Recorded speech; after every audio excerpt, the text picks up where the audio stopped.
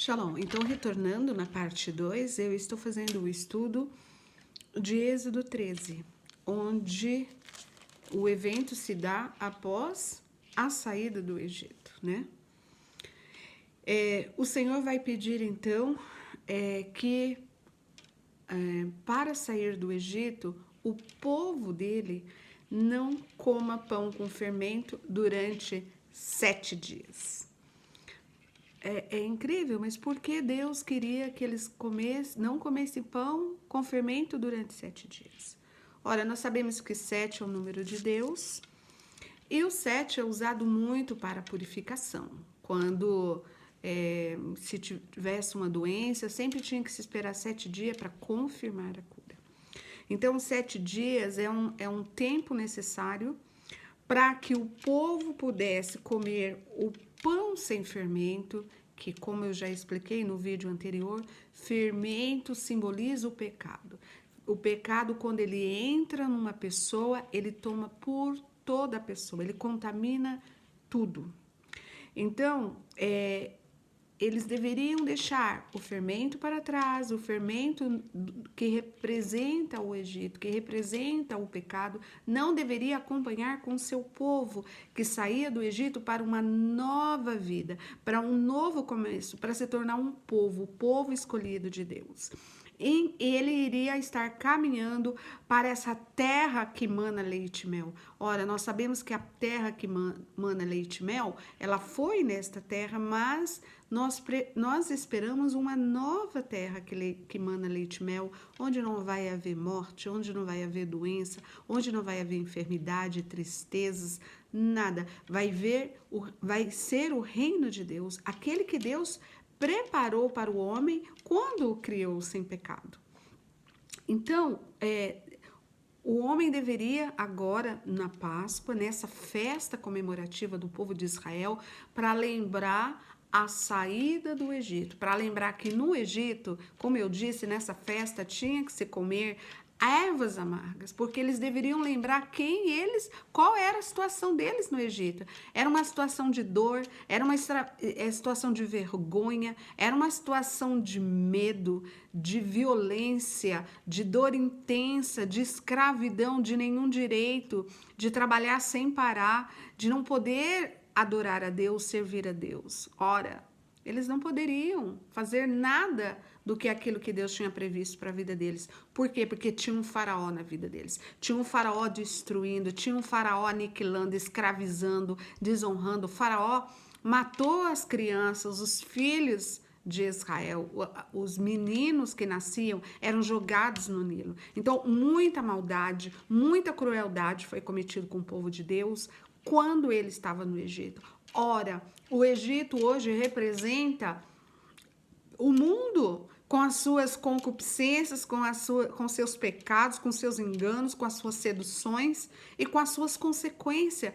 No mundo que nós vivemos, existe Faraó. Faraó é Satanás. Faraó é o sistema que controla o mundo. É o sistema que escraviza, que coloca enfermidades, doença, pobreza, miséria, dor, vícios.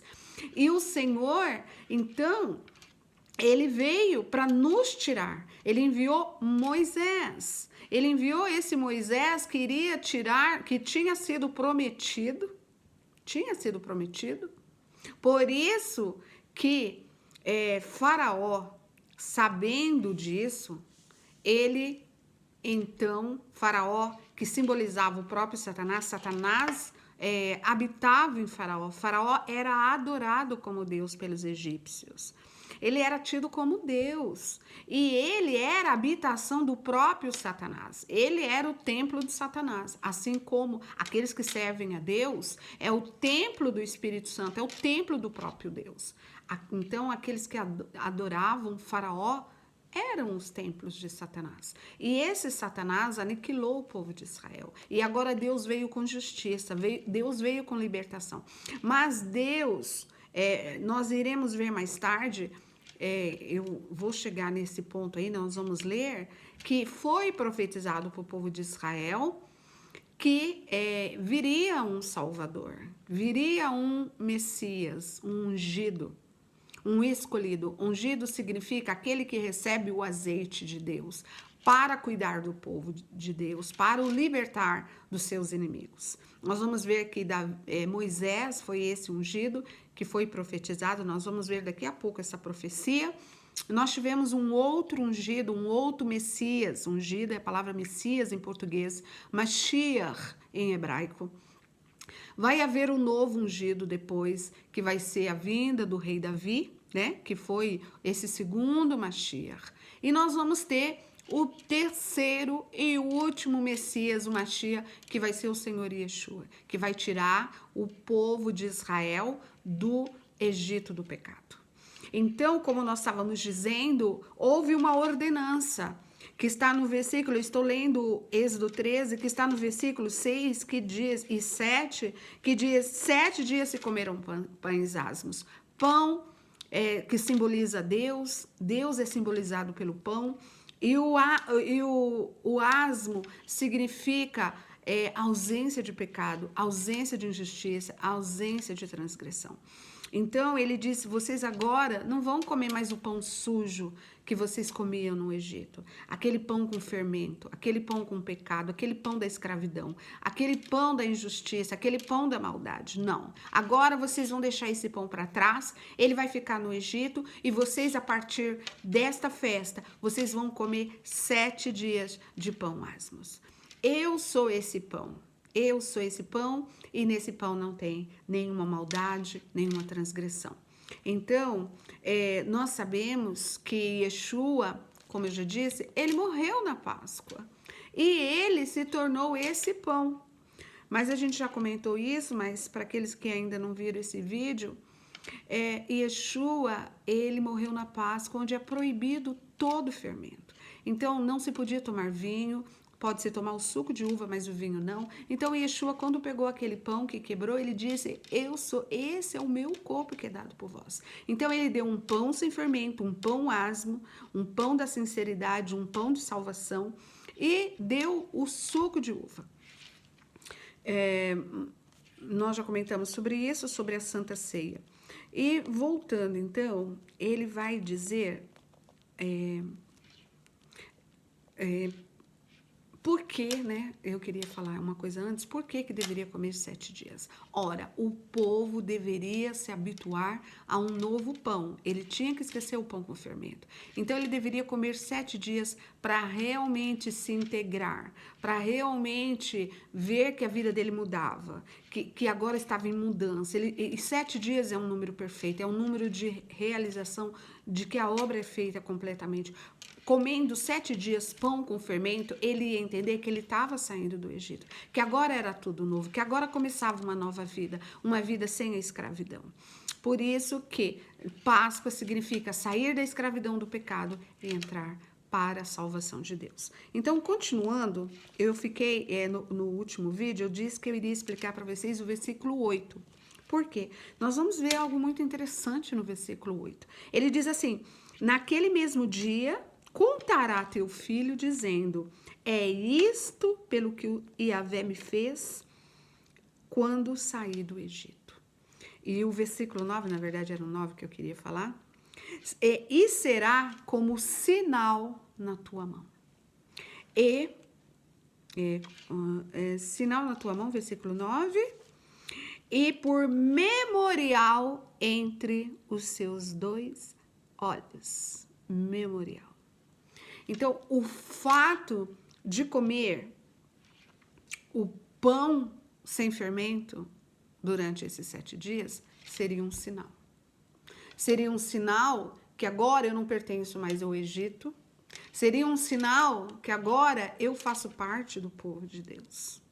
E seria um sinal também entre os olhos, isto é, no cérebro, na fronte. Isso nos faz lembrar até de Apocalipse, onde diz que vai haver um sinal da besta, um sinal do anticristo, um sinal de um domínio satânico, que vai ser um sinal que vai ser colocado na mão direita ou na testa.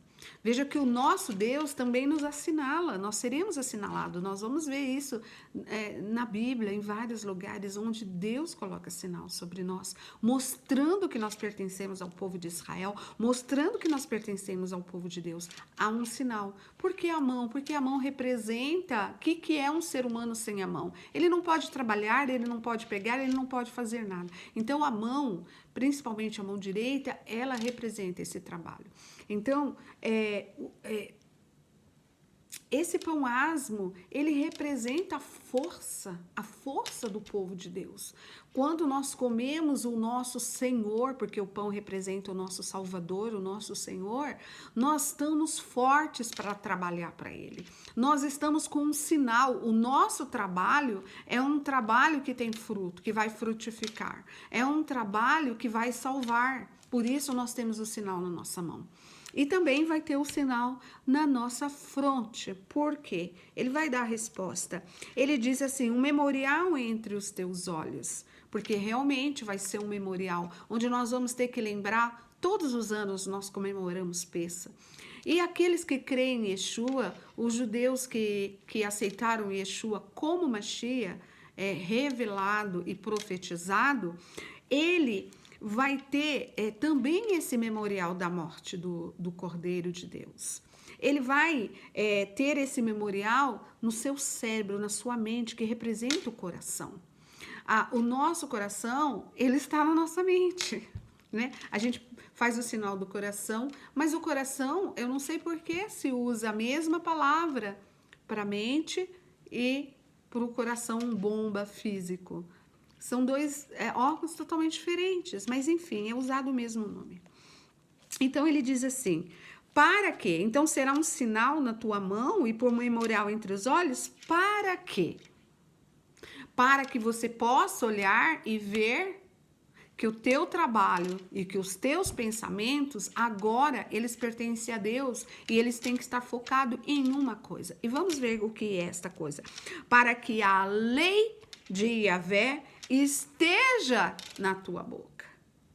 Na tua boca. E nós sabemos que algo para estar na nossa boca, para sair da nossa boca, tem que estar primeiro no nosso coração, tem que estar primeiro na nossa mente. O Senhor disse, a boca fala aquilo que o coração está cheio. Então, por isso que é um sinal na mão e é um sinal entre os olhos como um memorial.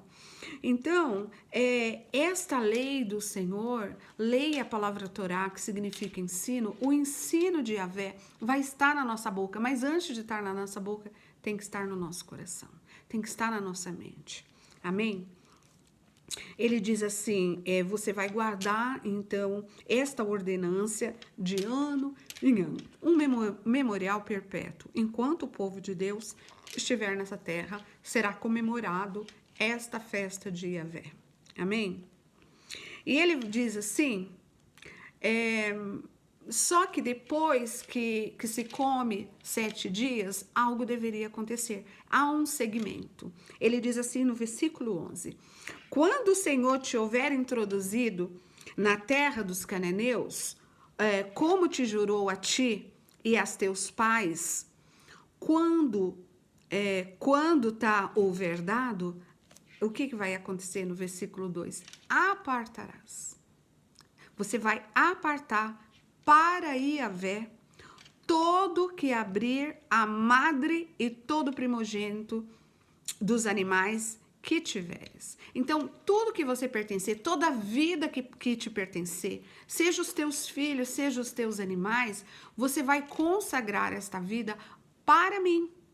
Isto é, o primogênito, aquele que nasceu primeiro, mas tinha que ser masculino, não poderia ser o feminino. Por que não poderia ser o feminino?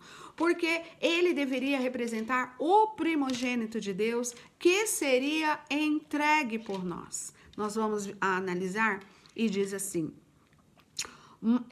os machos serão de Yahvé. Os machos. Ele vai falar no versículo 13, porém todo primogênito da jumenta resgatarás com cordeiro, se o não resgatares será desnocado. Ora, todos os animais deveriam mas haveria alguns animais que Deus não aceitaria que fosse consagrado a ele. E ele cita o jumento, né? O filho da jumenta. Ele diz, o filho da jumenta, você não pode consagrar para mim. Talvez a gente teria que analisar depois por quê. Mas, enfim, não vamos entrar nesse detalhe. Ele diz, o filho do jumento, você vai resgatar. Você não vai matá-lo, porque eu não o aceito para mim. Você vai matar no lugar dele um cordeiro. O cordeiro eu aceito, mas o jumento não. E se por acaso você não quiser, então ele vai dizer aqui, resgatá-lo, você deve desnucá-lo. Isto é, dar uma pancada muito forte na nuca para haver uma desconexão cerebral e o animal vir a morrer com o seu sangue. Ele não poderia ser ofertado, porque o animal ofertado tinha que ser sangrado, o sangue tinha que derramar, porque esse cordeiro representaria o cordeiro de Deus que viria ao mundo para nos tirar do Egito do pecado, para nos levar para a nova Canaã, para o reino de Deus. E aí ele diz assim, mas, continuando no versículo 13, mas todo primogênito do homem entre teus filhos resgatará. Você não poderia também matar o primogênito humano. O primogênito humano não poderia ser sacrificado ao Senhor, mas ele deveria ser resgatado. Com um cordeiro também, um cordeiro deveria morrer no lugar dele, representando o cordeiro de Deus que morreria para resgatar o primogênito, do homem. Amém? Então, ele vai explicar um pouco melhor isso no versículo 15 e ele vai continuar, mas ele vai coroar com o versículo 16. O versículo 16 disse que, veja bem, vamos relembrar, quando ele instituiu a Páscoa, que não deveria durante 7 dias se encontrar nenhum fermento em todo o território de Israel e que o pão que deveria ser comido durante 7 dias deveria ser um pão sem fermento, pão asmo, e que isto seria um sinal na mão e um sinal na testa entre os olhos. Agora, imediatamente, um novo cerimonial, uma nova lei é instituído, que é a consagração imediata do cordeiro não, do primogênito. E com a consagração do primogênito, nós vamos ver no versículo 16 que isto também será um sinal. Ele vai dizer assim, e isto será como sinal na tua mão e por frontais entre os teus olhos. Frontais, quer dizer, vai estar na fronte. É um sinal, porque o Senhor, com mão forte, nos tirou do Egito.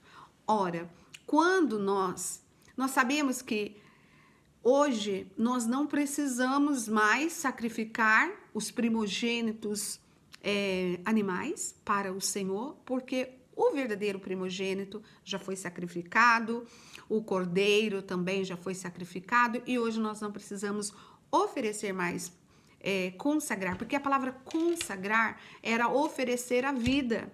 Significa que todo animal, o primeiro que nascesse, que fosse macho, ele deveria ser sacrificado ao Senhor, isto é, perder a sua vida. Ele deveria derramar o seu sangue no altar de Deus, porque ele simbolizava, como eu já disse, o Cordeiro de Deus queria e o primogênito de Deus que seria sacrificado. Mas ele diz assim, que essa consagração, nós não precisamos mais ter essa consagração do primogênito masculino animal, mas nós podemos hoje consagrar, se nós quisermos, o nosso primogênito humano, o primeiro homem, nós podemos consagrar ao Senhor para o ministério, por exemplo. Nós podemos dizer, Senhor, eu consagro este meu filho, meu primeiro filho, meu primogênito para ti, para fazer a tua obra. E ele diz assim, por quê? O que vai acontecer quando há consagração do primogênito? O versículo 16 vai falar o mesmo que o versículo 9 fala. Ele vai dizer: e isto será como um sinal na tua mão e por frontrais entre teus olhos, porque o Senhor com mão forte nos tirou do Egito. Então, é um sinal, a consagração dos primogênitos, é um sinal de Deus, que nós pertencemos ao povo de Deus e devemos consagrar os nossos primogênitos. Ora, nós sabemos que com a morte de Yeshua, nós nos tornamos os filhos primogênitos, porque Israel era o povo primogênito, sempre foi o povo primogênito de Deus. Mas Israel seria usado com a vinda do Mashiach, do terceiro e último Mashiach, o verdadeiro Mashiach, ele seria levado para as nações e outras nações iriam se unir a Israel e se tornar o povo de Deus. Então, Israel seria o primogênito, mas não o unigênito. Ele seria apenas o primeiro entre os outros filhos que pertenceriam ao Senhor. E nós sabemos que na nova aliança, com a morte de Mashiach, de Yeshua, nós nos tornamos esses primogênitos, isto é, nós nos tornamos filhos de Deus com um sacerdócio real. Um sacerdócio, porque a Bíblia diz que em Yeshua não há mais homem, não há mais mulher, não há mais romanos, não há mais grego. Nós somos um só. Espiritualmente somos um. E nós somos chamados todos para exercer um ministério, um serviço ao Senhor. Amém? Então, hoje somos esse primogênito, somos esses embaixadores de Deus que leva a palavra e a salvação para todos as nações. Amém? Eu vou parar aqui e eu continuarei depois no próximo vídeo. Fique na paz e shalom.